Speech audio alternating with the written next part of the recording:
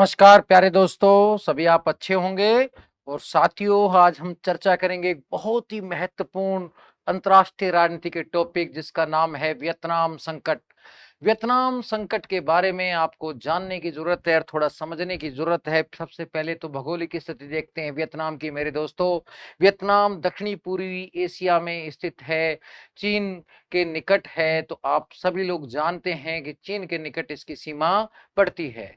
तो कहीं ना कहीं ये वियतनाम जो है इंडो चीन जो युद्ध बोलते हैं उनका केंद्र बिंदु रहा है। कहते हैं यहाँ पर दो इंडो चीन युद्ध हुए थे, इंडो चीन युद्ध फर्स्ट और सेकंड, और सेकंड से जुड़ा हुआ है वियतनाम संकट।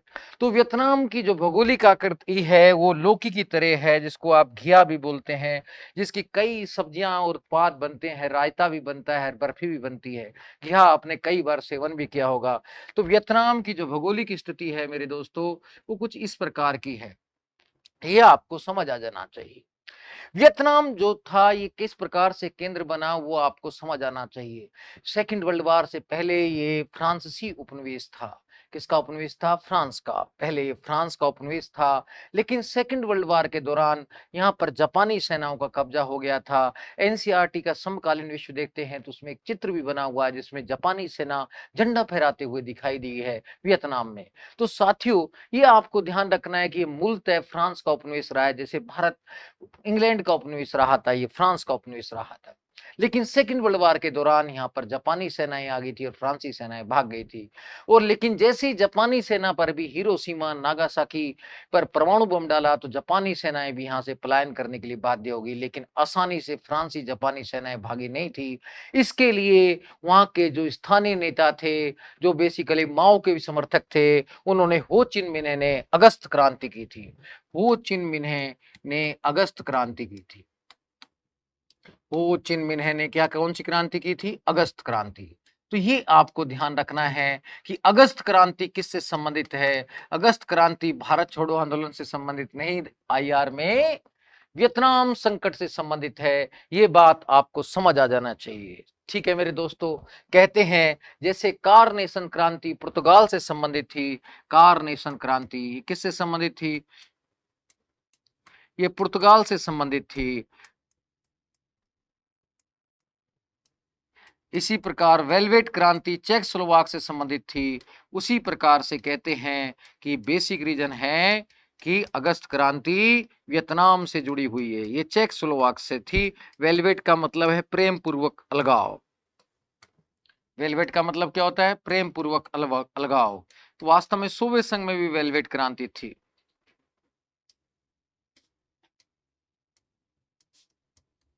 तो ये छोटी छोटी बातें आपकी समझ में आ गई होंगी कि अगस्त क्रांति के जरिए हो चिन मिन्ह ने वहां पर साम्यवाद की स्थापना कर दी थी।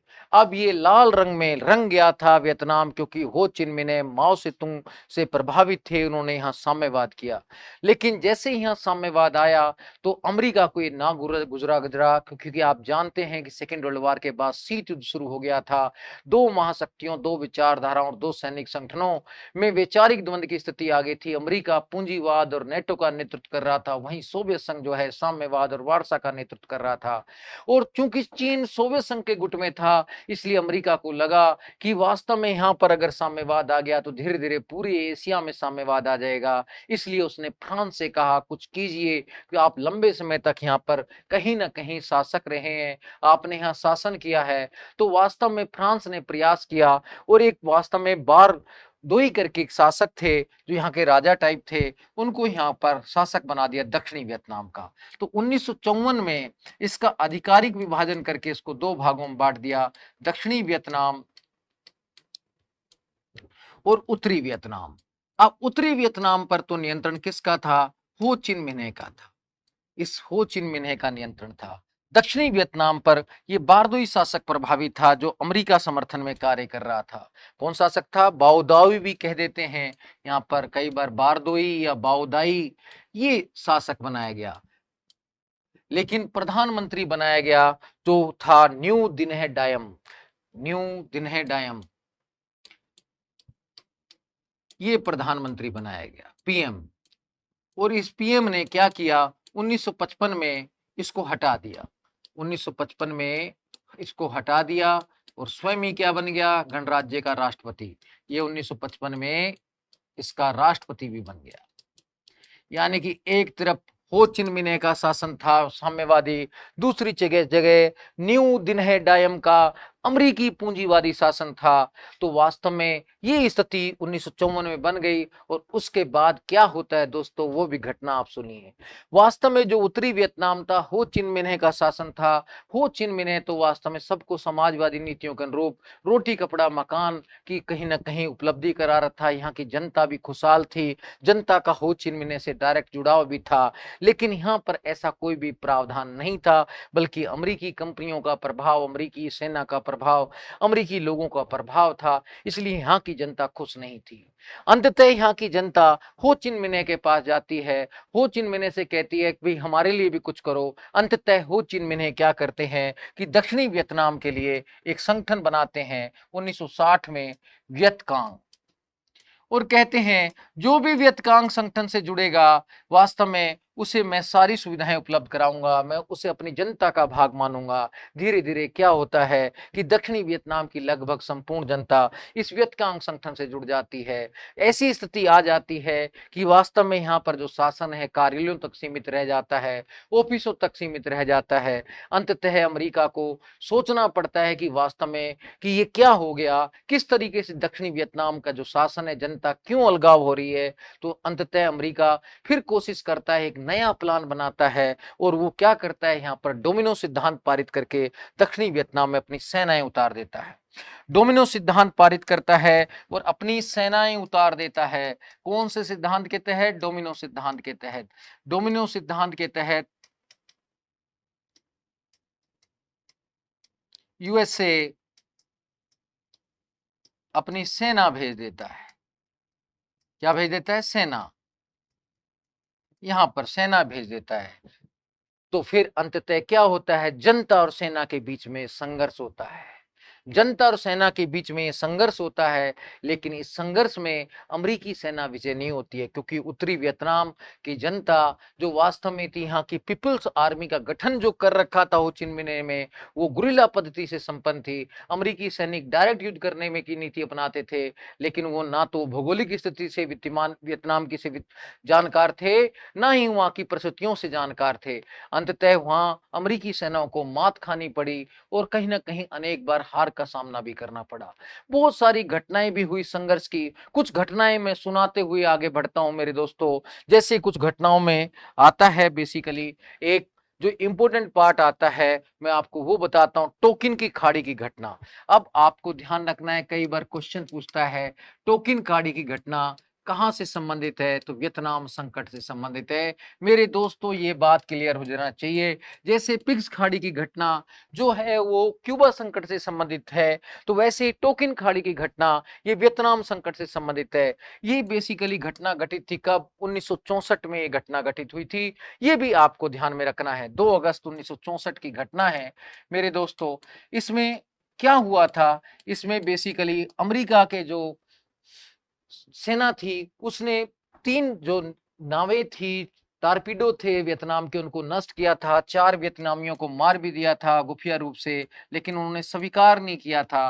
तो इसमें 3 जो नावों को और 4 वियतनामियों को मार गिराया था अमेरिकी सेना ने, और 3 नावों को नष्ट किया था, जिसका विरोध पूरे उत्तरी वियतनाम में देखा गया। अमेरिकी जनता, उत्तरी वियतनाम की जनता ने इसका विरोध किया, लेकिन अमेरिका ने इस घटना को स्वीकार नहीं किया था। लेकिन बाद में वहां के जो विदेश मंत्री रहे थे, उन्होंने स्वीकार किया था कि टोकिन की घटना में, टोकिन खाड़ी की घटना में अमेरिकी सेना का हाथ था। क्योंकि वो जानते थे अमेरिका की अगर ये घटना को हम कह देंगे हमने अंजाम दिया है, तो वास्तव में उस समय जो वियतनाम की जनता में और राष्ट्रीय भावना पैदा होगी और अमेरिका के प्रति और रोष पैदा होगा। तो टोकिन खाड़ी की घटना 2 अगस्त 1964 की हुई थी, जिसमें अमेरिकी सेना ने 4 वियतनामी सैनिकों को भी मार डाला और वुहान की 3 नावों को या उनके जो टारपीडो 3 थे उनको क्षतिग्रस्त कर दिया था। तो वास्तव में ये छद्म युद्ध था जो अमेरिकी सैनिकों द्वारा अपनाया गया था। इसका विरोध होने की संभावना थी इसलिए। तो ये आपको ध्यान में रखना है। साथियों, ये जो वास्तव में डोमिनो सिद्धांत के तहत जो अमेरिका सैनिक थी, ये बार-बार पराजय का सामना करती जा रही थी, इसलिए वो वैसी नीतियां अपना रहे थे। अमेरिका का बजट भी हिलने लग गया था कि वास्तव में 65 के बाद धीरे-धीरे अमेरिका की हालत पतली होती जा रही थी। क्योंकि अमेरिका का सेना को पराजय का सामना करना पड़ रहा था। पूरी वियतनाम की जनता राष्ट्रीय भावना से ओतप्रोत थी। एक इतिहासकार तो यहाँ तक लिखते हैं, अमेरिकी सेना को देखकर एक वियतनामी महिला अपने छोटे से बच्चे में मानव बम लपेटकर उसके सामने रख देती थी। बच्चा चाहे मृत्यु का ग्रसित हो जाए, लेकिन वो अमेरिकी सैनिकों को मारना चाहती थी। वो अपने बच्चे की जान की परवाह भी नहीं करती थी। इतनी अधिक राष्ट्रीय भावना थी, इसलिए अमेरिका का बजट पूरा हिल गया था। अमेरिका ने अपने को राज्य में नए कर लगाने पड़े थे क्योंकि बजट की स्थिति गड़बड़ हो चुकी थी। अमेरिका जो जनता थी वो भी कह रही थी कि हमें वियतनाम से मतलब नहीं है। धीरे-धीरे अमेरिका की स्थिति पजल होती जाएगी। 1972 में ईस्टर आक्रमण में भी किसकी जीत हुई? वियतनामी जनता की जीत हुई। अगस्त 1972 में ईस्टर आक्रमण में भी अब आपसे पूछे कोई ईस्टर आक्रमण की घटना कहां हुई, तो वियतनामी जनता की जीत हुई। इसमें भी वियतनामी जनता या वियतनामी पीपुल्स आर्मी की जीत हुई।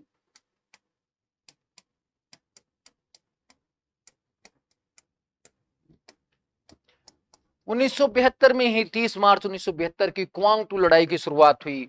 30 मार्च से लेकर 1 मई तक, 1 मई 1972 तक क्वांग टू की लड़ाई भी देखी गई। क्वांग टू की लड़ाई, क्वांग टू की लड़ाई। क्वांग एक प्रांत है, क्वांग टू एक प्रांत है जो बेसिकली वियतनाम का एक महत्वपूर्ण प्रांत है। यहाँ पर कहीं ना कहीं अमेरिका सेना कब्जा करना चाहती थी, लेकिन उसको वियतनाम की जनता ने और वहां की पीपुल्स आर्मी ने निष्क्रिय कर दिया। इन दोनों लड़ाइयों में वियतनामी जनता की जीत हुई, अमेरिकी सेना की हार हुई। इतनी बड़ी महाशक्ति उसको छोटी सी सेना के सामने हारना पड़ा क्योंकि जनता राष्ट्रीय भावना से बिल्कुल ओतप्रोत थी और अमेरिकी सेना की इसमें बिल्कुल भी नहीं चल पाई। तो ये घटना साबित करती है, अगर जनता में राष्ट्रीय भावना हो तो बड़ी से बड़ी महाशक्ति को भी हरा सकता है। तो इन सब हारों के कारण अंततः अमेरिका को झुकना पड़ा और उसे चीन से कहना पड़ा कि मैं वियतनाम से निकलना चाहता हूं, क्योंकि वास्तव में अमेरिका की अर्थव्यवस्था भी हिल चुकी थी, वहां की जनता भी विरोधी हो चुकी थी। ऐसी स्थिति में अमेरिका को बस एक ही विकल्प दिखाई दिया कि इज्जत के साथ वियतनाम से निकलना है। अंततः अमेरिका ने क्या किया कि अमेरिकी चीन की सहायता से अमेरिका ने यहाँ वियतनाम, दोनों वियतनाम के मध्य समझौता कराया। 1973 में पेरिस समझौते के तहत दक्षिणी वियतनाम को मान्यता दिलाई अपनी इज्जत के लिए। तो देखिए साथियों, तो बाद में 1973 में पेरिस समझौते के तहत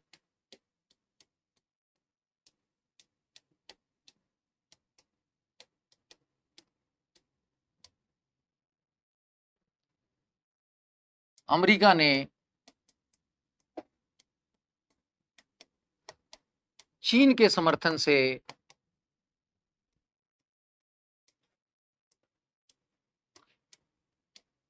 वियतनाम के 2 भागों की मान्यता दिलवाई।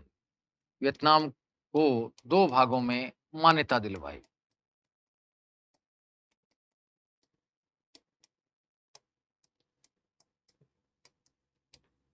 एक बना उत्तरी वियतनाम जो हो चीन मिलने वाला था, एक बना दक्षिणी वियतनाम जिसमें अमेरिका अपना सांकेतिक प्रभाव दिखाई दे रहा था। लेकिन वास्तव में दक्षिणी वियतनाम की जनता भी उत्तरी वियतनाम हो चिन मिन्ह का समर्थन और नेतृत्व स्वीकार कर चुकी थी। ये 73 में स्थिति बनी थी। क्या बनी थी? 73 में। लेकिन शीघ्र ही बाद में दक्षिणी वियतनाम का उत्तरी वियतनाम में विलय हो गया। तो कहते हैं कि अप्रैल में 1975 में कहीं ना कहीं उत्तरी वियतनाम और दक्षिणी वियतनाम एक हो गया। तो वास्तव में क्योंकि दक्षिणी वियतनाम की जनता भी अलग नहीं रहना चाहती थी, वो हो चिन मिन्ह को अपना नेता स्वीकार कर चुकी थी। तो साथियों, ये भी आपको ध्यान रखना है कि 1975 में, अप्रैल 1975 में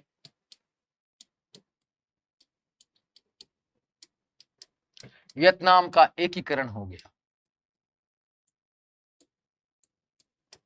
आज भी वियतनाम एक राष्ट्र के रूप में है, एक राष्ट्र के रूप में है और आसियान का एक प्रमुख देश है, आसियान का एक प्रमुख देश है।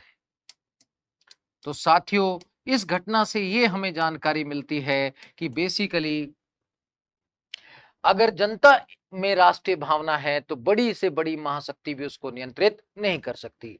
इसी वियतनाम संकट के कारण ही कहीं ना कहीं देतांत लंबे समय तक चला था और कहीं ना कहीं अमेरिका ने मास्को बोन समझौते पर सहमति दी थी, जो मैंने आपको बताया। तो कहते हैं कि जो देतांत काल था, क्यूबा संकट के बाद जो देतांत काल था, वो लंबे समय तक क्यों चला, 71 तक क्यों चला, उसका बहुत बड़ा रीजन था कि अमेरिका वियतनाम संकट में फंसा हुआ था और उधर सोवियत संघ चीन के मध्य सीमा विवाद हो गया था। इसका बड़ा रीजन यही था। तो कहते हैं वियतनाम संकट के कारण ही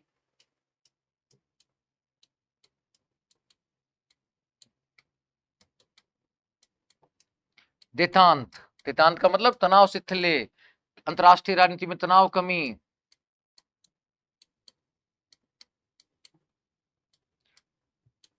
अर्थात शीत युद्ध में कमी, शीत युद्ध तनाव में कमी,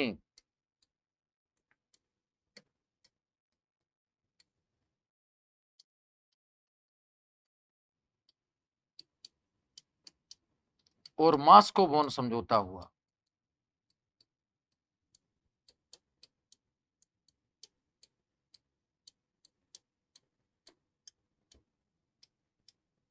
मास्को बोन समझौता, मास्को बोन समझौता क्या है? मास्को बोन समझौता 1970 में बेसिकली सोवियत संघ और अमेरिका के मध्य हुआ था। इसमें दोनों महाशक्तियों ने निर्णय लिया था कि जर्मनी जो सीमा क्षेत्र है उसमें वो सैनिक कटौती करेंगे। क्या करेंगे? सैनिक कटौती।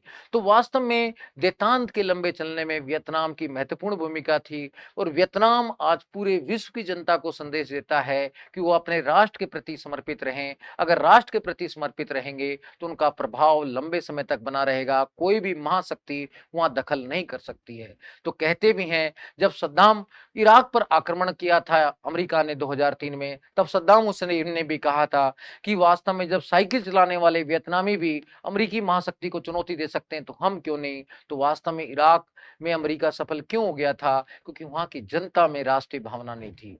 तो दोस्तों, हम सभी को एक संदेश जाता है, अगर हमारे अंदर राष्ट्रीय भावना है तो बड़ी से बड़ी महाशक्ति भी हमारा मुकाबला नहीं कर सकती, हमें अलग नहीं कर सकती, हमारे को विभाजित नहीं कर सकती और हमें पराजित नहीं कर सकती। तो साथियों, वियतनाम संकट में मैंने जो बताया वो उसके बाद अब हम फिर नेक्स्ट वीडियो में मिलेंगे। इसी के साथ मैं आपसे विदाई चाहता हूं मेरे दोस्तों। जय हिंद, जय भारत।